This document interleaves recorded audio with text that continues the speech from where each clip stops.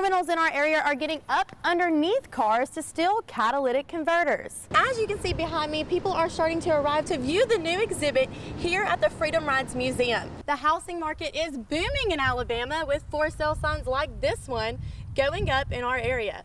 And so are mortgage rates. Cameron's mother said no one had a fire extinguisher the day that her son's car caught on fire, but she wants to change that, so she's offering them here at her shop. From failing infrastructure to a worker shortage, mayors across the state have gathered together to discuss the problems that impact their community. Gas prices are skyrocketing in the state of Alabama. 1 year ago, the average was $2.85 a gallon. Today, the current rate is now $4.30 a gallon. This photo has been tucked away for years. It depicts the activists on the journey of reconciliation. Dozens of cancer survivors are gathered at this dinner. While waiting for a cure, they're holding on to hope. A fun and emotional day for the Montgomery Miracle League. They're back with their 17th season, as families from across the state of Alabama gather together tonight to light a candle to remember their loved ones. They gathered in this historic lot to share meaningful artwork and help people get registered to vote. To celebrate the Asian American and Pacific Islander communities, the Montgomery Department of Cultural Affairs is hosting the Global City Fest here in the capital city. And some of these local kids are coming together to sell these cookies, muffins, and lemonade to help benefit Ukraine after the Russian invasion. Amazing Grace was Gardner Cameron's favorite song.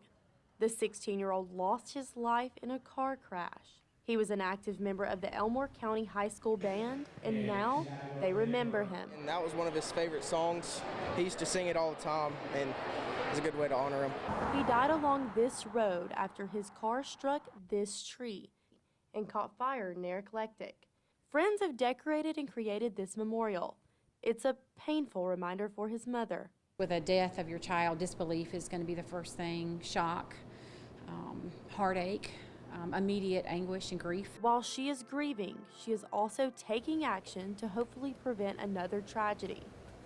Cameron's mother said no one had a fire extinguisher the day that her son's car caught on fire, but she wants to change that, so she's offering them here at her shop. The people that were on the scene, and God bless them, they all tried to help my son, but they all have told me the same thing: I wish I'd had a fire extinguisher. She's already given away 20, and she wants to provide more.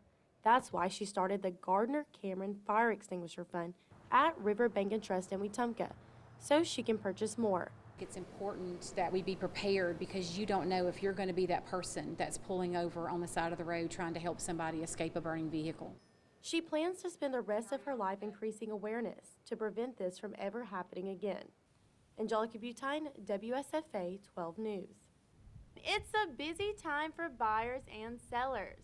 Honestly, if you put a house on the market today, you could expect by Tuesday to have 10 offers. The housing market is booming in Alabama, with for sale signs like this one going up in our area.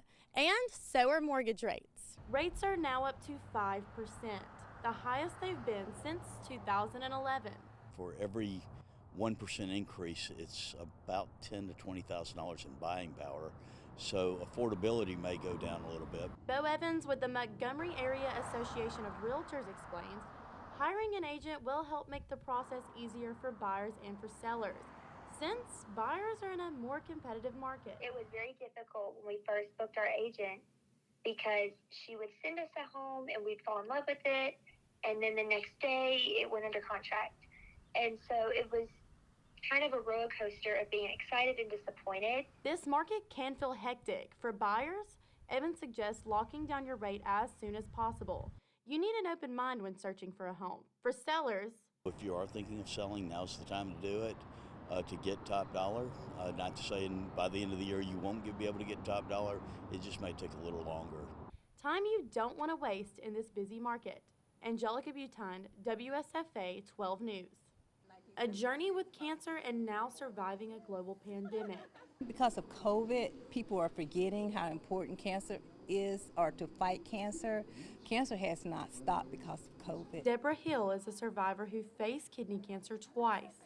She aims to give hope to those who are currently facing the battle. I met one the other day when I was delivering Meals on Wheels, and she said that she's only been a survivor for 1 year. And I said, look at me, 30 years. I said, you're going to make it. That's why she's here. Dozens of cancer survivors are gathered at this dinner. While waiting for a cure, they're holding on to hope. Cancer survivors and caretakers were invited for fellowship and to celebrate life. This is also a new chapter for the organization behind this event. We are rebranding Relay for Life to the River Region Community of Hope. We're trying to bring back all of the local cities together, reignite the passion, and get everybody back in the fight. A fight that is stronger when fought together. Angelica Butine, WSFA-12 News. From failing infrastructure to a worker shortage, mayors across the state have gathered together to discuss the problems that impact their community. 20 mayors with the Alabama Conference of Black Mayors met in Selma to brainstorm for solutions. Some of the topics of discussion were controversial. But I will tell you, as it relates to critical race theory, it would be difficult for me to share my history. They're not only here to represent their cities, but the state of Alabama. We come together to find solutions to the problems that are problems throughout Alabama. Yes, they're in our community, and some are highlighted in our community. But most communities, they encounter the same problems that we do in just a different manner. Mayor Haygood acknowledges that these issues affect his community, and it's through holding these discussions that he hopes to find a solution. Angelica Butine, WSFA 12 News.